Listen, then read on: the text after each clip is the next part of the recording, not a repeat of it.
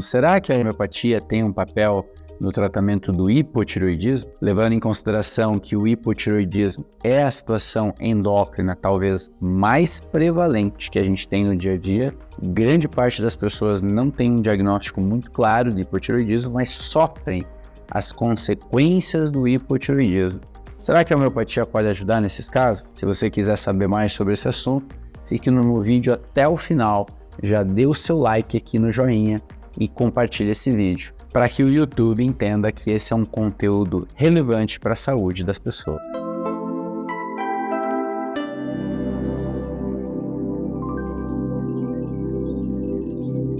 Bom, antes de entrar nas terapêuticas, pessoal, e se a homeopatia tem um papel nesse tratamento do hipotireoidismo, vamos entender a tireoide. A tireoide é essa glândula na forma de uma borboleta, localizada na região do pescoço, logo abaixo da cartilagem cricoide. E é uma glândula que ela é muito importante. Se a gente for pensar na sequência das glândulas, temos pineal, temos a pituitária e, em sequência, temos tireoide.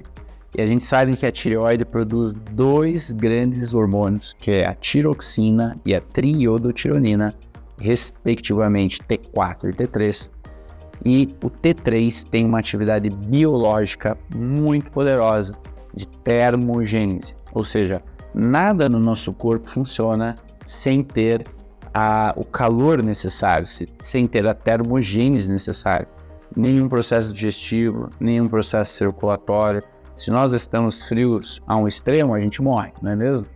E quem não permite que nós entremos na hipotermia, ficamos numa temperatura e um metabolismo muito baixo, é a nossa glândula tireoide.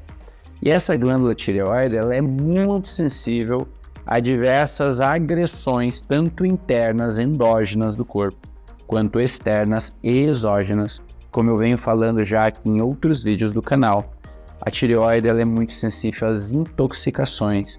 Essas intoxicações vêm pelo meio ambiente, metais tóxicos, agrotóxicos, plásticos, uma série de coisas que passa pelo nosso tubo digestivo, cosméticos que passamos na pele, né?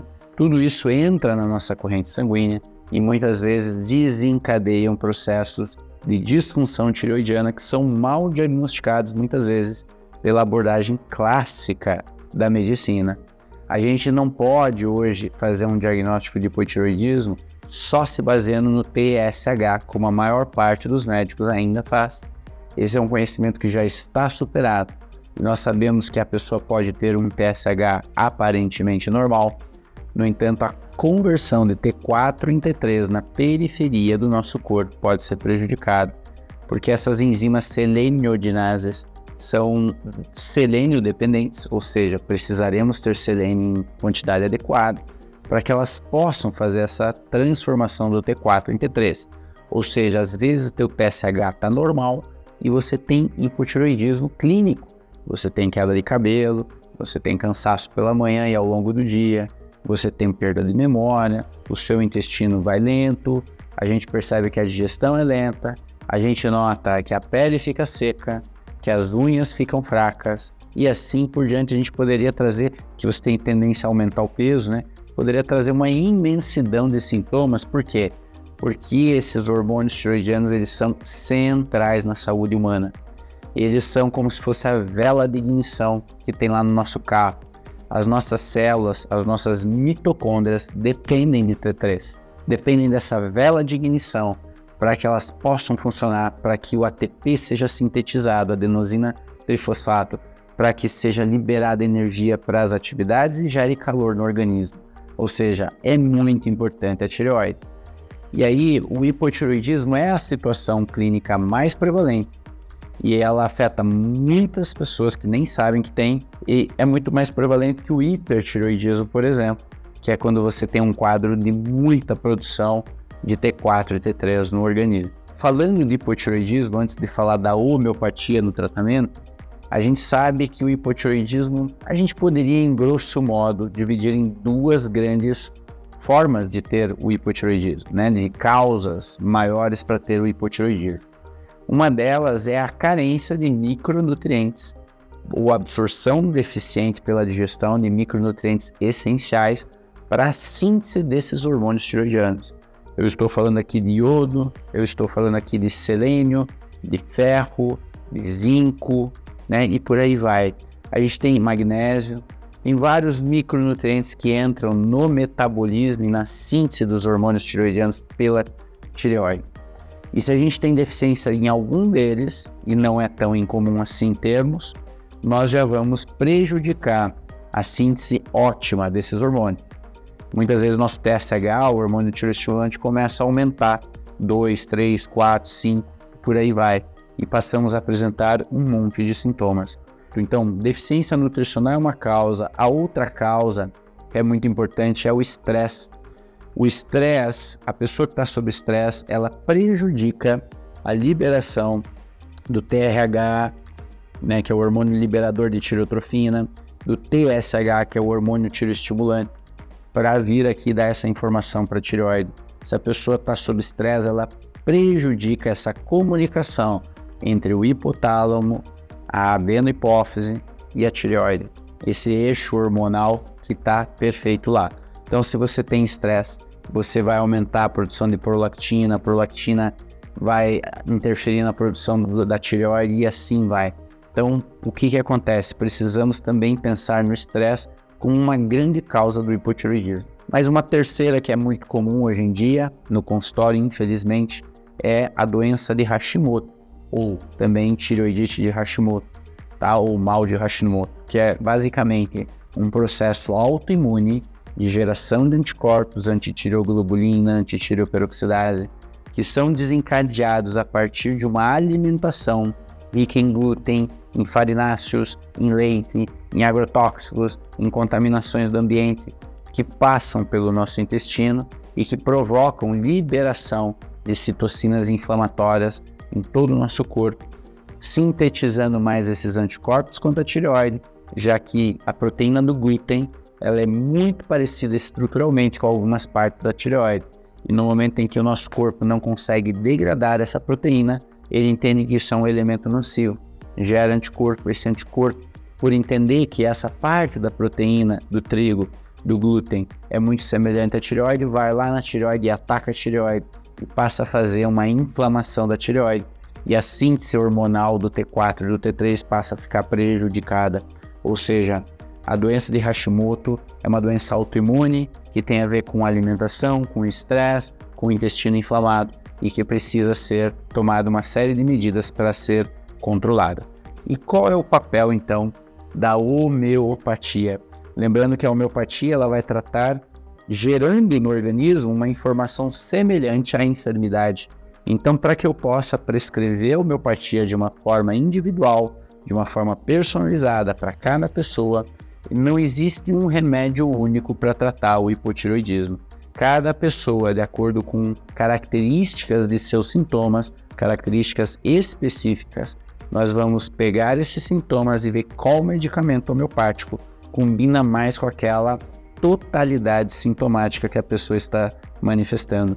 E isso é nos detalhes mesmo. Por isso que muitas vezes, para cada 10 pessoas que tiver hipotireoidismo, é possível que eu use um remédio diferente homeopático para cada uma delas. Mas temos na homeopatia um grande aliado nos tratamentos endócrinos, que são os nosódios e sarcódios. Nosódios e sarcódios são medicamentos feitos não do reino mineral, nem do reino vegetal, nem do reino animal, como são a maior parte dos remédios homeopáticos, mas são feitos a partir de experiências, né, com secreções hormonais do corpo, ou que é o caso dos sarcódios, ou secreções patológicas do corpo. Às vezes uma doença, um pus, uma secreção, uma gonorreia, às vezes um bacilo tuberculínico. Então, a partir dessas secreções fisiológicas ou patológicas, temos nosódios e sarcódios. E a gente pode usar qualquer hormônio do corpo ou qualquer pedaço de uma glândula do corpo e fazer a dinamização, fazer a produção desse medicamento homeopático através da diluição e agitação. A gente chama esse processo de dinamização. E no caso da tireoide, nós temos um sarcódio muito interessante, que é o tireoidinum. Tireoidinum é feito do tecido, né, da tireoide, e ele muitas vezes pode ser um auxiliar junto ao outro tratamento, né, ao outro medicamento mais específico da pessoa no tratamento dessa doença tireoidiana. Mas muitas vezes nós temos na homeopatia inúmeros medicamentos que podem auxiliar na tireoide. Nós temos o iodium, que é um medicamento que é feito do iodo. Nós temos também o selênio para ser dinamizado, que às vezes pode ser interessante no tratamento da tireoide. Nós temos o zinco metálico, que pode ser um medicamento interessante na tireoide, e por aí vai. Nós poderemos usar qualquer elemento químico, ou os nosódios, sarcóides, ou qualquer outro medicamento homeopático, seja do reino vegetal, animal ou mineral, para que a gente possa ajudar a dar um reset no sistema neuroimunoendócrino. Então, basicamente, toda a estrutura sutil dessa enfermidade hipotireoidismo, com a homeopatia eu posso ajudar meu sistema neurovegetativo, neuroimunoendócrino, a dar um reset de funcionamento, porque a homeopatia trabalha com um estímulo sutil que produz uma reação do organismo. E quando eu tomo só remédio e drogas, eu bloqueio a reação do organismo. O remédio se gruda no receptor e a célula fica refém dessa informação que chegou. Na homeopatia é um efeito sutil que chega até a célula e a célula reage frente a esse estímulo sutil. Portanto, o resultado do tratamento homeopático, aliado a uma suplementação individualizada, aliado a um estilo de vida correto, aliado a toda uma estratégia para que esse corpo volte a funcionar melhor, pode ser às vezes mais efetivo do que dar um medicamento para essa doença apenas. É claro que nós precisamos aliar abordagens e muitas vezes uma pessoa com hipotireoidismo vai se beneficiar imensamente da tiroxina e da triiodotironina, inclusive muito mais do que apenas tomar a levotiroxina sódica, que as pessoas conhecem mais, que é o T4, que é comercializado com algumas marcas, nomes de algumas marcas aí, sendo a mais comum o Puran T4. Nós sabemos que essa monoterapia não é tão efetiva em grande parte dos casos e que é necessário dar T3. Por quê? Porque justamente aquelas seleniodinases, aquelas enzimas conversoras de T4 e T3 muitas vezes não funcionam num organismo que está inflamado, num organismo que tem deficiência de selênio e por aí vai. Ou seja, se eu der o T3 diretamente, que é o hormônio ativo, eu posso ter um resultado clínico muito mais palpável. Bom, era sobre isso um pouco esse vídeo, respondendo que a homeopatia tem um papel aí nesse tratamento, mas é óbvio que a gente conjuga abordagens de uma forma que o corpo possa rapidamente retomar essa produção hormonal e se não voltar a produzir hormonalmente sozinho, a gente faz a suplementação indicada para essa pessoa. Então, um tratamento personalizado. Gostou do vídeo? Deixe o seu comentário aqui, já dê o seu like, se inscreve no canal para que o YouTube entregue esse vídeo para outras pessoas. Conto com sua ajuda e até a próxima.